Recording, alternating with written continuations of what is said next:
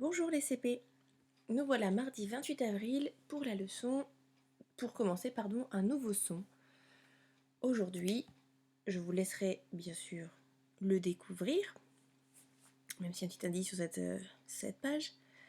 Je vous laisse observer comme d'habitude la scène du manuel qui est à la page 108 et ensuite je vous pose des questions. Donc vous prenez votre manuel ou cette image sur la vidéo, vous mettez pause et on revient ensuite. Donc pareil, on observe toujours bien les détails, où sont les personnages, quels sont les personnages, etc. A tout de suite. Nous revoilà pour les questions. Donc la première question c'est, on se rappelle, où étaient les enfants dans la leçon précédente? Ils étaient dans une grande ville. Est-ce que vous vous souvenez du nom de cette grande ville? C'était New York, aux États-Unis. Est-ce que par hasard, tu te souviens du surnom de cette ville? Et oui, c'était ça, la grosse pomme. Alors aujourd'hui, regarde bien l'image, qu'est-ce qu'il visite? Peut-être que tu connais. Si tu ne connais pas, juste écris l'endroit.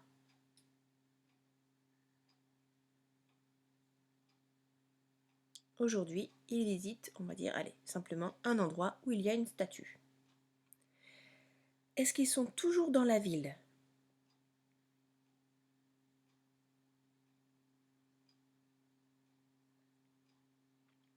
Alors, il semble être à l'extérieur de la ville.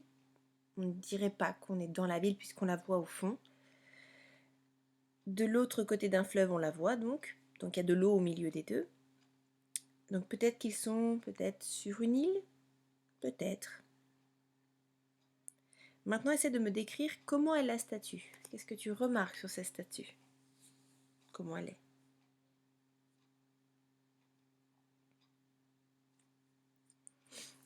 Alors effectivement, c'est une femme avec une couronne sur la tête. Elle porte une robe et elle lève une torche de la main droite. Une torche donc comme une flamme, enfin pas comme, c'est une flamme. Et elle tient un livre dans la main gauche. Est-ce que tu vois tous ces détails-là? Où est Taoki? Taoki est sur un banc. Tu le vois devant là, ici? Là, il est sur un banc. Comment est habillé Taoki? Oui, il est habillé exactement comme la statue. Il l'imite. Et que fait Lily et Hugo? Qu'est-ce qu'ils font? Alors Lily prend Taoki en photo et Hugo rit en le regardant. Regarde bien. Il y en a un qui rit et l'autre qui prend la photo. Et que font les autres gens? Alors ils font plein de choses différentes. Regarde-les bien.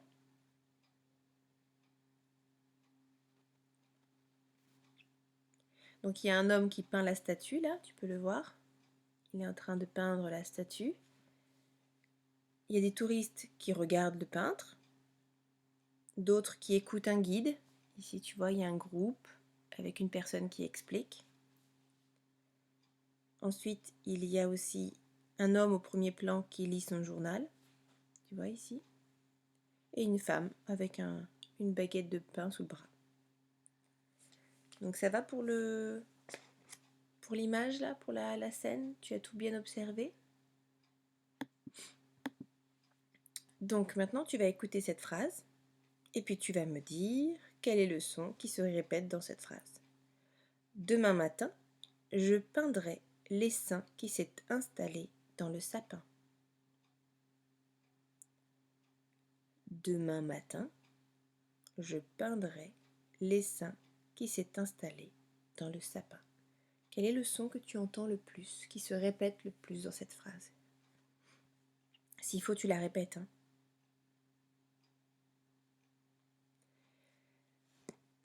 C'est bon pour toi? Tu as trouvé? Oui, c'est le son 1.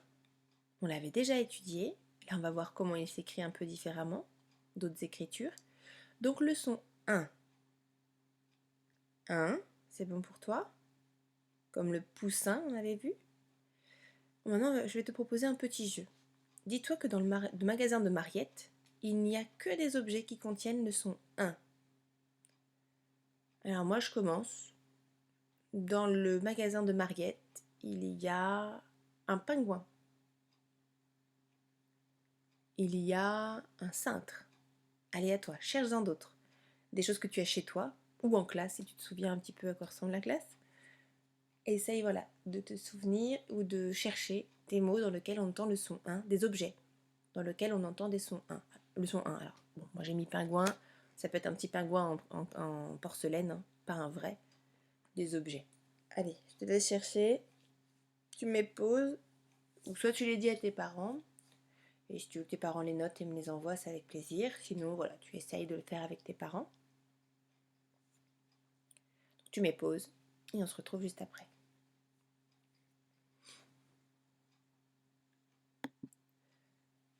Donc maintenant, tu vois, dans cette leçon-là, on change un petit peu dans l'ordre des choses. Là, tu peux prendre les exercices de ton fichier et tu vas faire les exercices 1 et 2. Donc l'exercice 1, tu dois cocher la case qui correspond à la syllabe dans laquelle on entend le son 1. Je veux juste te dire les mots pour être sûr que tu vois bien ce que c'est. Tu as un requin, un pinceau, une épingle et une ceinture. Donc s'il y a besoin, tu tapes, tu scandes, tu sépares les mots, tu scandes les syllabes. Par exemple, requin, 2 syllabes. Est-ce que le 1 est dans la première syllabe ou dans la deuxième? Ensuite, l'exercice 2. Il faut que tu entoures dans chaque coupe de dessin qui contient la syllabe demandée. Donc par exemple, je te nomme les dessins. Lapin, pansement, nain, main, timbre, dindon, train, princesse. Donc tu dois retrouver la syllabe qui est demandée. Je te laisse mettre pause et ensuite on se retrouve pour la suite de la leçon. A tout de suite.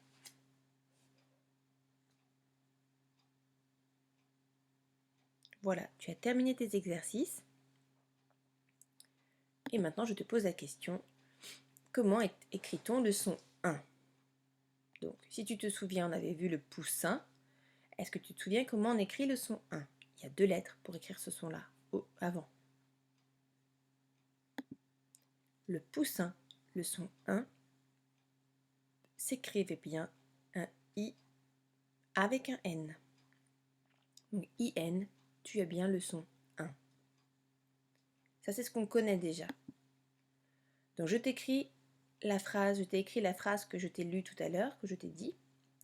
Demain matin, je peindrai l'essaim qui s'est installé dans le sapin. Alors, dans le mot demain, on va commencer dans l'ordre. Ou comment s'écrit le son 1? Tu as raison, on voit bien le IN, mais on ne dit pas demain, puisqu'il y a un A devant. Alors le son 1 s'écrit A-I-N. Ce sont les 3 lettres. Donc là, avec cette leçon-là, on commence ce qu'on appelle les trigraphes. Ça veut dire les sons qui ont 3 lettres. Dans le mot matin, comment s'écrit le son 1? Là, c'est facile, I-N. Je peindrai. Regarde bien. Peindrai. Tu vois bien le IN? Mais il y a un E coquin que l'on n'entend pas, mais qui est là. Donc là, on a 2 nouvelles graphies. On a le AIN et le EIN, en plus du IN, bien sûr. Je peindrai l'essaim. L'essaim. Et là, tu as AIM. C'est bon, il n'y a que 3 de plus aujourd'hui. Mais c'est déjà pas mal pour écrire le son 1. Qui s'est installé dans le sapin. Et je me rends compte que j'ai oublié le IN de installer. Je vais aller un petit peu vite peut-être, je ne sais pas. Je l'ai oublié. Donc, IN, IN, AIN, EIN, AIM. Tu as toutes les nouvelles écritures. Donc, on reprend tout ça. On a le son 1. Le son 1, tu poses le I sur ton nez et tu dis 1. Donc le I, on le sait, c'est un doigt droit qui pointe vers le ciel et on le pose sur son nez et on fait A. Tu as senti la différence quand j'ai touché mon nez avec mon doigt. Donc le son 1, on a le IN comme dans poussin.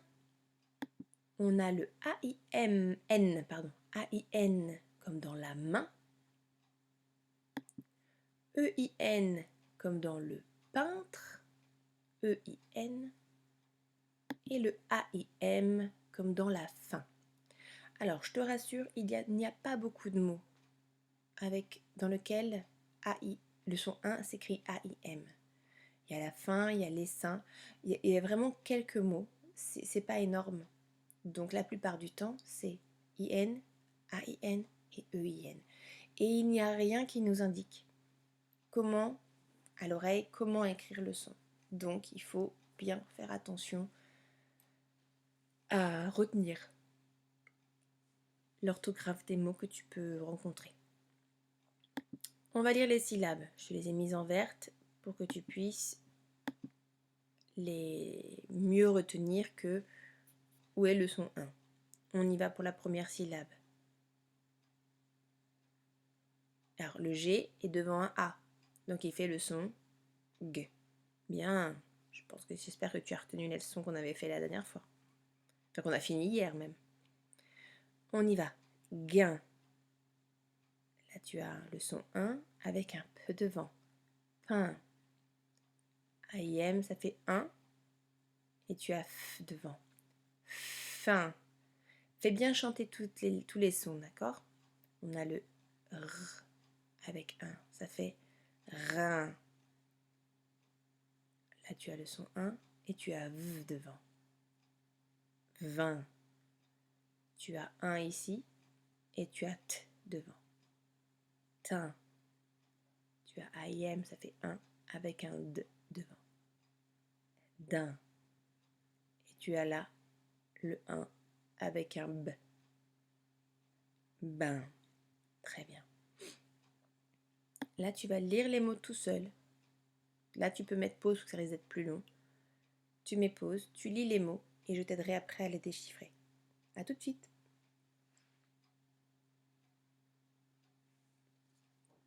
Donc, nous voilà pour la lecture des mots. Je te les mets en vert pour t'aider. Après, bien sûr, dans les livres, ils ne seront plus matérialisés en vert. Donc là, tu as... Vas-y, je te laisse me le dire maintenant que tu l'as lu. Un timbre. Le pain. Ça, c'est le pain qu'on mange. Parce que si tu écris P-I-N, c'est le pain, c'est l'arbre, comme dans sapin. Là, A-I-N, c'est le pain que l'on mange. Le frein. La fin. La peinture. Un jardin. Un refrain. Est-ce que ça a été pour la lecture? C'est bon? Donc, maintenant on passe à l'exercice en bas de la page 108. Je te laisse le sortir, bien sûr. Et nous allons voir quelles sont les différentes écritures du son 1. Donc, je te laisse le temps de les lire. Tu peux mettre pause et on se revoit après. Ici, tu as le nain. La peinture, ça je te l'avais mis dans l'exercice d'avant. Le sapin. Alors là, c'est vraiment comme une gymnastique. Il faut vraiment que tu regardes. C'est comme si tu peux te dire que tu as le son 1 avec un E muet devant ou un A muet devant. Essaye de te dire, tu repères le son 1, parce que tu le repérais plutôt pas mal avant. Voilà, essaye de te dire que tu as bien le AIN, EIN, IN et AIM pour certains. Mais il n'y a vraiment pas beaucoup de mots avec AIM. Donc là, on a le sapin. Le petit de la jument et du cheval. Le poulain. Le train. Le sous-marin. Le daim. Tu sais ce que c'est qu'un daim? C'est un petit peu comme un faon. Enfin, c'est un peu le même genre d'animaux que les biches. C'est des tout petits. C'est comme un faon avec des petites, avec des bois en fait. Ça ressemble un petit peu à ça. L'empreinte. D'accord. On a tout lu. Donc maintenant, je vais te mettre des mots que tu vas pouvoir lire. Donc on se rappelle, leçon 1, le doigt, enfin tu poses le doigt en forme de I sur ton nez et tu dis A. Ensuite, donc leçon 1, on l'écrit IN comme dans poussin, AIN comme dans main, EIN comme dans peintre, AIM comme dans fin. Très bien. Je te laisse lire ces mots. Tu mets pause.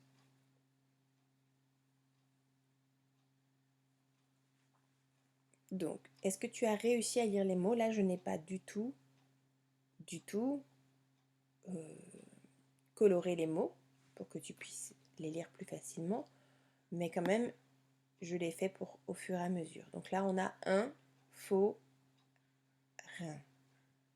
Un faux rein. C'est ceux qui travaillent en général dans les comment s'appelle ça? Comment on appelle les fêtes foraines. Voilà, cherchez le mot. Les fêtes foraines, ce sont ceux qui ont les animations dans les fêtes foraines, les forains. Le mot suivant, on a un américain. Très bien. Est-ce que ce mot-là t'a posé souci? Parce que je le vois, je vois les lettres qui font le son 1, mais c'est un piège.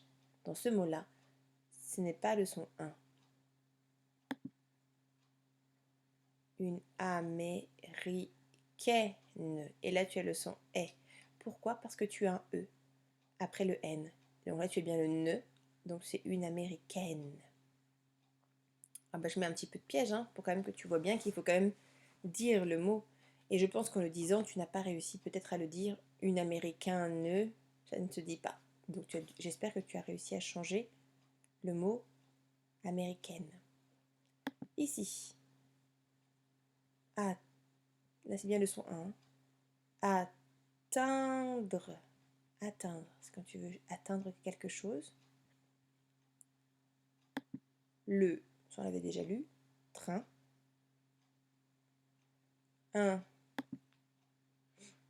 grain. Et le dernier. Et oui, il n'y a pas le son 1. Une graine.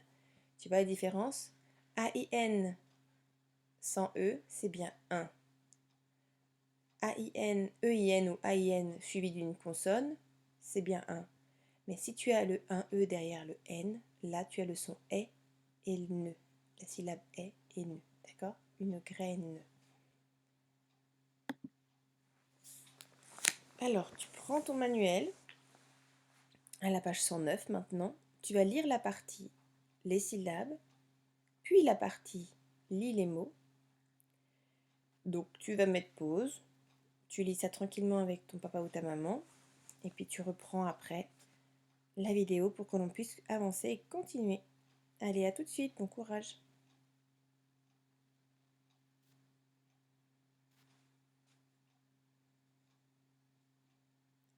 Donc normalement la lecture, tu viens de la faire. Et j'espère que ça s'est bien passé, que tu as réussi à bien repérer le son 1. Tu vas prendre ta page d'exercice du fichier et tu vas faire les exercices 3, 4 et 5. Je pense qu'il n'y a pas trop de difficultés dans ces exercices-là. Alors attention à l'exercice 5. Il faut bien écrire les mots dans la bonne colonne, d'accord? On se souvient. Il faut bien, voilà, tu regardes bien comment est écrit le mot et tu l'écris dans la bonne colonne. Je te laisse mettre pause, on se retrouvera juste après pour une petite dictée. A tout de suite.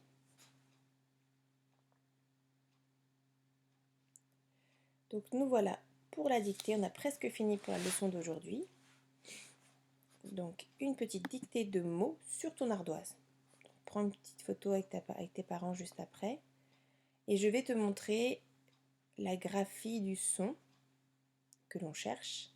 Enfin, que le son c'est un, mais comment on l'écrit pour la dictée. Tu te souviens, pour le E ou le G, je t'avais aidé à faire comme ça. Donc, je pense que ça peut être une bonne solution. Donc, je te remets les 4 manières d'écrire le son 1 et je te laisse te préparer. Sors ton ardoise, ton feutre d'ardoise et c'est parti. Le premier mot, donc c'est le 1 de poussin.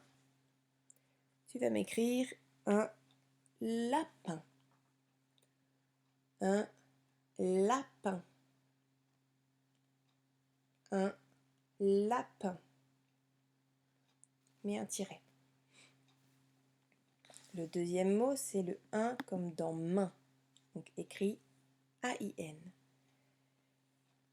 Et à toi d'écrire un train. Un train. Un train. Un petit tiret. Le 1 comme dans peintre. Donc écrit E-I-N. Donc ton son 1, là, tu l'écris E-I-N. Le frein. Le frein. Le frein. Celui-là, attention, c'est comme fin, donc c'est A-I-M. Et tu peux écrire, attention, le daim. Le daim. Le daim.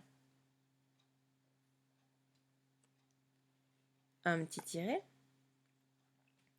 On fait un mot encore une fois avec E-I-N. Et là, attention, c'est un mot où après on peut dire enfin, il y a une lettre mystère à la fin, une lettre muette. Le teint. Alors la lettre mystère, c'est parce qu'on peut dire quand on prend par exemple un vêtement, on fait une teinture. Le mot de la même famille que teint, c'est teinture. Donc essaye de deviner la lettre muette que tu as à la fin du mot teint. Teinture. Teint. Le teint. Le teint. Un mot un petit peu plus dur avec le son 1 écrit A-I-N. Un écrivain. Un écrivain. Un écrivain. Et le dernier mot, avec le son 1 comme dans poussin. Tu es prêt?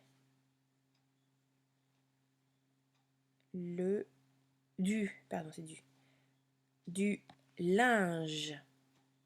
Du linge. Du linge.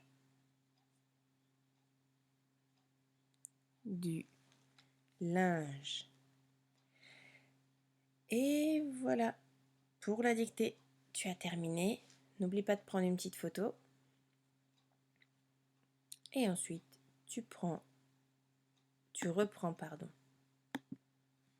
ta page d'exercice du fichier et tu vas devoir faire l'exercice 6 et l'exercice 7 et tu auras fini pour aujourd'hui. Donc je pense qu'il n'y a pas forcément de difficulté. On va quand même dire les mots à écrire ensemble parce que voilà, pour être sûr. Donc on a un bain, du pain, les freins, la peinture. Il a faim, un daim, un sapin et du linge.